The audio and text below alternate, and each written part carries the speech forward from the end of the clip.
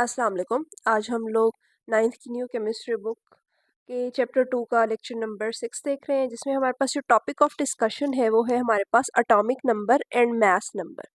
ये जो टॉपिक है ये हमारे पास लॉन्ग प्लस शॉर्ट दोनों के हवाले से जो है बहुत इंपॉर्टेंट टॉपिक है। पहले हम लोग इसको लॉन्ग के हवाले से लिख लेते हैं, नेक्स्ट शॉर्ट जो है वो हम लोग साथ साथ देखते जाएंगे कि कौन कौन से शॉर्ट इसमें बनते हैं। तो सबसे पहले हम वो कहते हैं कि electron, proton and neutron are called fundamental particle of all type of matter. अब हम लोगों ने लास्ट टॉपिक्स में क्या देखा था कि हम लोगों ने ये देखा कि एटम के अंदर कौन कौन से पार्टिकल्स पाए जाते हैं, जिसमें हम लोगों ने देखा कि उसमें इलेक्ट्रॉन, प्रोटॉन और न्यूट्रॉन, और इन तीनों की पोजीशन के बारे में भी हम लोगों ने जो है डिटेल से स्टडी किया है।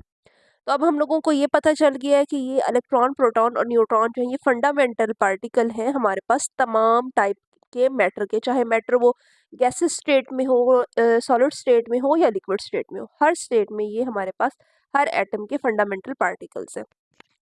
नेक्स्ट वो कहते हैं कि इन अदर वर्ड्स, दूसरे लफ्जों में, the atom of all element present in this world contain same electron, proton and neutron. अब वो कहते हैं या फिर हम ये भी कह सकते हैं कि इस दुनिया में जितने भी एलिमेंट्स के एटम पाए जाते हैं उसके अंदर इलेक्ट्रॉन, प्रोटॉन और न्यूट्रॉन जो है वो पाए जाते हैं।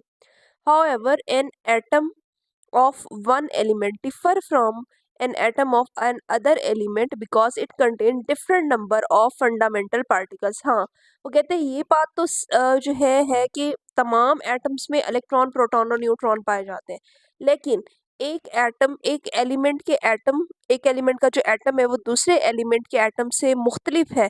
उसकी वजह क्या है कि एक एलिमेंट के एटम में मुख्तलिफ नंबर में इलेक्ट्रॉन, प्रोटॉन, न्यूट्रॉन पाए जाते हैं और दूसरे एटम में मुख्तलिफ नंबर से के इलेक्ट्रॉन, प्रोटॉन और न्यूट्रॉन पाए जाते हैं। इट मीन्स कि हर एटम में जो इलेक्ट्रॉन और प्रोटॉन, न्यूट्रॉन की जो तादाद है वो हमारे पास मुख्तलिफ होगी, लेकिन ये सब में पाए ज़रूर जाएंगे। एक्सेप्शन हम लोगों ने पढ़ी थी कि सिर्फ हाइड्रोजन, ऑर्डिनरी हाइड्रोजन में न्यूट्रॉन नहीं पाया जाता, उसके अलावा तमाम जो हमारे पास एलिमेंट्स के एटम्स हैं उसके अंदर इलेक्ट्रॉन, प्रोटॉन और न्यूट्रॉन ये तीनों फंडामेंटल पार्टिकल्स इसमें मौजूद होते हैं। नेक्स्ट वो बात करते हैं the number of proton present in an atom is always fixed. अब वो कहते हैं जो नंबर ऑफ प्रोटॉन है, ठीक है, एक एटम के अंदर जितने नंबर ऑफ प्रोटॉन है वो फिक्स रहेंगे, ठीक है, वो जो है कहीं जा नहीं सकती या उसके अंदर मजीद एडिशन नहीं हो सकती किसी और एटम से, उसके अंदर प्रोटॉन जो है वो आ नहीं सकते। तो प्रोटॉन के नंबर जो है वो हमेशा एक एटम में अगर 5 नंबर है प्रोटॉन के तो वो 5 ही रहेंगे, वो हमेशा फिक्स रहेंगे, उनमें कोई चेंजमेंट नहीं आएगी। इस card atomic number of element, और ये जो प्रोटॉन के नंबर है ये हमारे पास क्या कहलाता है, एटॉमिक नंबर कहलाता है उस एलिमेंट का, ठीक है। अगर हमसे एटॉमिक नंबर का पूछा जाए तो एटॉमिक नंबर हमारे पास क्या होता है, the number of proton in an atom is known as atomic number. Next वो कहते हैं कि since an atom as a whole is electrically neutral. अब वो कहते हैं कि एक एटम जो है पूरे का पूरा वो क्या होता है, इलेक्ट्रिकली न्यूट्रल होता है। The number of electron present in atom will be the same as the number of protons. अब यहाँ पे वो कहता है कि जब एक एटम जो है वो इलेक्ट्रिकली न्यूट्रल है तो हमारे पास नंबर ऑफ इलेक्ट्रॉन जो होंगे वो किसके बराबर होंगे, नंबर ऑफ प्रोटॉन के बराबर होंगे। अब हम इस बात को जो है वो समझते हैं कि क्या बात कर रहा है। पहले भी हम लोगों ने इस चीज़ को जो है वो डिस्कस किया कि हमारे पास जब कोई भी एटम होता है, ठीक है, उसमें हमारे पास क्या होता है, सेंटर में हमारे पास न्यूक्लियस होता है, ठीक है, न्यूक्लियस में हमारे पास प्रोटॉन होते हैं और हमारे पास न्यूट्रॉन होते हैं, ठीक है। उसके बाद उसके इर्द गिर्द शेल्स होते हैं जिनको हम लोगों ने ऑर्बिट्स का नाम दिया था कल, ठीक है। इनके अंदर क्या होता है, इनके अंदर हमारे पास इलेक्ट्रॉन्स जो होते हैं वो रिवॉल्व कर रहे होते हैं। तो ये हमारे पास एक होल एटम की स्ट्रक्चर थी। अब वो क्या कहते हैं, वो कहते हैं कि एक ऐसा एटम जो जिसपे कोई चार्ज नहीं है उसमें क्या होता है कि नंबर ऑफ प्रोटॉन जो होते हैं वो इक्वल होते हैं नंबर ऑफ इलेक्ट्रॉन के, ठीक है। उसकी वजह क्या है कि प्रोटॉन के ऊपर पॉजिटिव चार्ज होता है, इलेक्ट्रॉन के ऊपर नेगेटिव चार्ज होता है। जब प्लस में और माइनस में दोनों वैल्यूज जो है वो इक्वल होंगी तो जाहिर सी बात है ओवरऑल जो चार्ज होगा एटम पर वो इलेक्ट्रिकली न्यूट्रल होगा, उसके ऊपर कोई चार्ज नहीं होगा, क्योंकि न्यूट्रॉन का हम देख चुके कि न्यूट्रॉन पे कोई चार्ज नहीं होता, चार्ज हमेशा प्रोटॉन पर और इलेक्ट्रॉन पर होता है। प्रोटॉन पे पॉजिटिव चार्ज होता है, इलेक्ट्रॉन पे नेगेटिव चार्ज होता है। फॉर एग्जांपल जैसे हमारे पास अगर हम बात करें हाइड्रोजन की ही बात कर लेते हैं, हाइड्रोजन में एक प्रोटॉन होता है +1 और एक ही इलेक्ट्रॉन होता है -1, ठीक है, -1 और ये आपस में कैंसिल हो गए। इस वजह से हाइड्रोजन जो होती है वो हमारे पास न्यूट्रल होती है। लेकिन अगर हाइड्रोजन से एक इलेक्ट्रॉन चला जाए, ठीक है, इलेक्ट्रॉन चला जाए तो हाइड्रोजन के ऊपर +1 चार्ज आ जाता है। लेकिन अब ये इलेक्ट्रिकली न्यूट्रल नहीं है। अब इसमें क्या है कि नंबर ऑफ प्रोटॉन वो इक्वल नहीं है नंबर ऑफ इलेक्ट्रॉन के। ये किस सूरत में होता है? जब एक इलेक्ट्रॉन चला जाता है तो उस वजह से, या फिर हमारे पास जो हमारा एटम होता है वो इलेक्ट्रिकली न्यूट्रल नहीं होता, तब हमारे पास नंबर ऑफ प्रोटॉन इक्वल नहीं होते नंबर ऑफ इलेक्ट्रॉन के। अदरवाइज हमारे पास जब भी कोई एटम इलेक्ट्रिकली न्यूट्रल होगा, ठीक है, उसके ऊपर कोई चार्ज नहीं होगा, तो उस सूरत में नंबर ऑफ प्रोटॉन इक्वल होंगे नंबर ऑफ इलेक्ट्रॉन के। तो यही बात वो कर रहा है। वो कहता है कि हमारे पास क्या होता है, the number of electron present in atom, number of जो इलेक्ट्रॉन है किसी भी एटम में जो मौजूद है, will be the same as the number of proton, वो किसके बराबर होंगे? नंबर ऑफ प्रोटॉन के बराबर होंगे। Atomic number of an element is represented by C. अब वो कहते हैं अटोमिक नंबर हमारे पास क्या है? एक्चुअल में हमारे पास है ये number of proton. Number of proton हमारे पास क्या होता है? एटॉमिक नंबर होता है, और इसको हम रिप्रेजेंट किससे करते हैं? हम इसको जी से रिप्रेजेंट करते हैं। ये हमारे पास जो है डिफाइन में, हम जब इसकी डिफाइन के बाद हम ये लाजमी लिखेंगे, atomic number of an element is represented by Z. Next वो बात करते हैं कि atomic number of an element is unique. Atomic number किसी भी एलिमेंट का जो एटॉमिक नंबर होता है वो यूनिक होता है टू दैट एलिमेंट, उसी एलिमेंट के लिए, and that element is identified by this number. और वो एलिमेंट जो होता है वो उसी नंबर से भी आइडेंटिफाई किया जा सकता है। फॉर एग्जांपल हमारे पास ऑक्सीजन है, ठीक है, उसका है एटॉमिक नंबर 8। तो हमें अगर कहा जाए कि एटॉमिक नंबर 8 वाले एलिमेंट कौन सा होगा, तो हमें फौरन से माइंड में आ जाएगा कि एटॉमिक नंबर 8 सिर्फ ऑक्सीजन का है, तो ये ऑक्सीजन की बात हो रही है, ऑक्सीजन के एलिमेंट की या एटम की बात हो रही है। तो यहाँ पे वो यही बात करे, कहते हैं एलिमेंट का जो एटॉमिक नंबर होता है वो यूनिक होता है, वो उसी एलिमेंट का होता है, और उसी नंबर से हम उसी एलिमेंट को जो है आइडेंटिफाई भी कर सकते हैं। वो कहते हैं in a periodic table of element the element are arrange according to ascending order of their atomic number. वो कहते हैं अच्छा, पीरियोडिक टेबल जो है हम लोगों को पता है, ऐसी टेबल होती है हमारे पास जिसमें तमाम एलिमेंट्स जो होते हैं वो अरेंज हुए हुए होते हैं, ठीक है। हमारे पास ऐसी टेबल है, पीरियोडिक टेबल, जिसमें तमाम दुनिया के जितने भी चीज़ें जिन एलिमेंट से मिलके बनी हुई है, उन एलिमेंट को हम लोगों ने एक तरतीब से अरेंज किया हुआ है। उसकी अरेंजमेंट की बेस क्या है? वो हमने उसको एटॉमिक नंबर की बेस पे अरेंज किया हुआ है। फॉर एग्जांपल हाइड्रोजन से हमारी एटॉमिक पीरियोडिक टेबल स्टार्ट होती है। हाइड्रोजन का क्योंकि एटॉमिक नंबर 1 होता है, तो हमने सबसे पहले हाइड्रोजन को रखा हुआ है। देन उसके बाद हमने हीलियम को रखा हुआ है क्योंकि उसका एटॉमिक नंबर 2 होता है। फिर उसके बाद हम लोगों ने लिथियम को रखा हुआ है क्योंकि उसका एटॉमिक नंबर 3 होता है। तो हम लोगों ने एटॉमिक नंबर की बेस पे पूरी पीरियोडिक टेबल को अरेंज किया हुआ है। उसमें हमारे एलिमेंट्स जो है असेंडिंग ऑर्डर में, मतलब 1 से स्टार्ट होते हैं और सो ऑन इस तरह से चलते जाते हैं। अगर हम लोग देखना चाहें तो हम लोग देख भी सकते हैं कि किस तरह से जो है हमारे पास पीरियोडिक टेबल जो है मतलब इसमें एलिमेंट्स मौजूद है। अब ये हमारे पास पीरियोडिक टेबल मौजूद है, ठीक है। इसमें तमाम एलिमेंट्स के जो है तमाम एलिमेंट्स मौजूद हैं जिनसे हमारी जो है होल यूनिवर्स बनी हुई है। तो ये हमारे पास सबसे पहले हाइड्रोजन है जिसके ऊपर 1 लिखा हुआ है, ये इसका एटॉमिक नंबर है, ठीक है। हाइड्रोजन 1 एंड देन है हीलियम, हीलियम के ऊपर 2 एटॉमिक नंबर है। नेक्स्ट उसके बाद पहली ये हमारे पास लाइन होगी। सेकंड में हमारे पास लिथियम है, लिथियम का एटॉमिक नंबर 3 है। देन बेरिलियम, बेरिलियम का 4 है।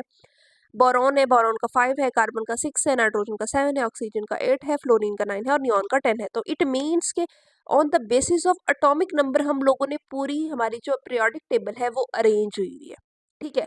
और हर ये नहीं होगा कि अगर बोरॉन का एटॉमिक नंबर 5 है तो पीरियोडिक टेबल में किसी भी और एलिमेंट का जो है एटॉमिक नंबर 5 होगा, नहीं, ये जस्ट बोरॉन का होगा। और अगर हमें कोई कहता है कि एटॉमिक नंबर 5 का जो एलिमेंट है तो हम लोगों को फौरन से माइंड में आएगा कि सिर्फ एटॉमिक नंबर 5 जो है वो बोरॉन का, तो इट मीन्स बोरॉन के एलिमेंट की ही बात हो रही है। तो इस तरह से वो कहते हैं कि एटॉमिक नंबर जो होते हैं वो यूनिक होते हैं, और हर एलिमेंट का जो है वो यूनिक एटॉमिक नंबर, और इसी की बेसिस पे जो है हम लोगों ने पूरी हमारी पीरियोडिक टेबल जो है वो अरेंज हुई हुई है। उसमें तमाम एलिमेंट्स जो है on the basis of atomic number arrange हुए हुए हैं। यहाँ तक हमारा जो है एटॉमिक नंबर कंप्लीट हो गया है। इसमें हम लोगों ने एटॉमिक नंबर की सबसे पहले डिफाइन देखी, फिर हम लोगों ने ये देखा कि एटॉमिक नंबर को हम लोग रिप्रेजेंट किससे करते हैं, इट इज़ रिप्रेजेंटेड बाय जी। और उसके बाद हम लोगों ने देखा कि एक एलिमेंट जो है एलिमेंट की यूनिक नंबर होता है और इसी नंबर से ही हम लोग किसी एलिमेंट को आइडेंटिफाई भी कर सकते हैं। और हमारी जो पीरियोडिक टेबल है, ये भी बड़ी इंपॉर्टेंट बात है कि पीरियोडिक टेबल किस बेस पे जो है अरेंज की गई है, तो वो भी एटॉमिक नंबर की बेस पर जो है उसमें एलिमेंट्स जो है वो अरेंज किए गए। नेक्स्ट हम लोग देखते हैं मैस नंबर, कि मैस नंबर हमारे पास क्या होता है। वो बात करते हैं कि the total number of proton and neutron present in an atom almost account for the total mass of the that atom and hence is called nucleon number और मास नंबर।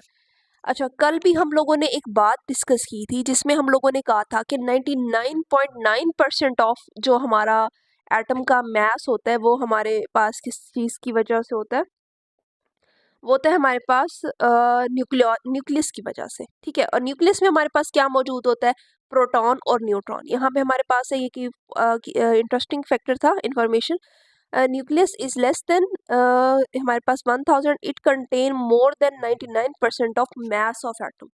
लेकिन न्यूक्लियस जो होता है वो 99.9% ऑफ मास जो है atom का वो गैदर करता है। अब यहाँ पे उसी मास नंबर की बात हो रही है, तो इट मीन्स यहाँ पे न्यूक्लियस की बात हो रही होगी। और न्यूक्लियस में हमारे पास क्या मौजूद होता है, न्यूक्लियस में हमारे पास मौजूद होता है प्रोटॉन और न्यूट्रॉन।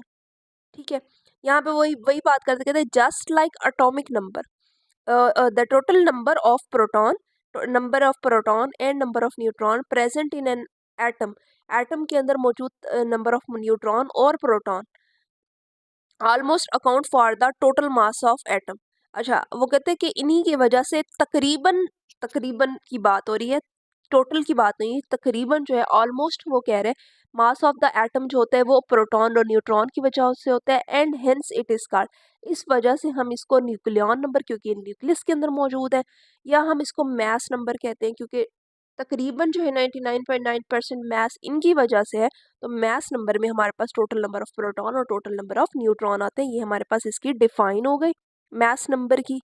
ठीक है, अच्छा नेक्स्ट उसकी रिप्रेजेंटेशन है। रिप्रेजेंटेशन में वो कहते हैं कि इट इज रिप्रेजेंटेड बाय ए, इसको हम ए से रिप्रेजेंट करते हैं। नेक्स्ट वो बात करते हैं the mass of electron being very small is not included in the mass number. अब वो कहते हैं क्योंकि इलेक्ट्रॉन का जो मास होता है वो बहुत छोटा होता है, बहुत कम होता है, इस वजह से हम इसको मास नंबर के अंदर इंक्लूड नहीं करते। इट मीन्स कि हमारा मास नंबर दो चीज़ों पे डिपेंड करता है और वो है प्रोटॉन और न्यूट्रॉन की नंबर्स पे।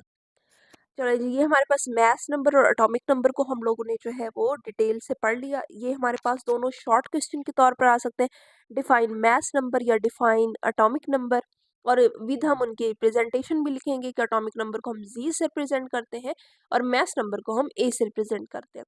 नेक्स्ट वो बात करते हैं कि just like atomic number the atom of an element may also be identified from its mass number. अब वो कहते हैं जैसे हम लोगों ने ऊपर बात की कि हम एलिमेंट को उसके एटॉमिक नंबर से जो है वो आइडेंटिफाई कर सकते हैं, उसी तरह हम लोग एटम को मैस नंबर से भी आइडेंटिफाई कर सकते हैं। फॉर एग्जाम्पल, जैसा कि वो कहते हैं the number of proton present in N oxygen atom is 8।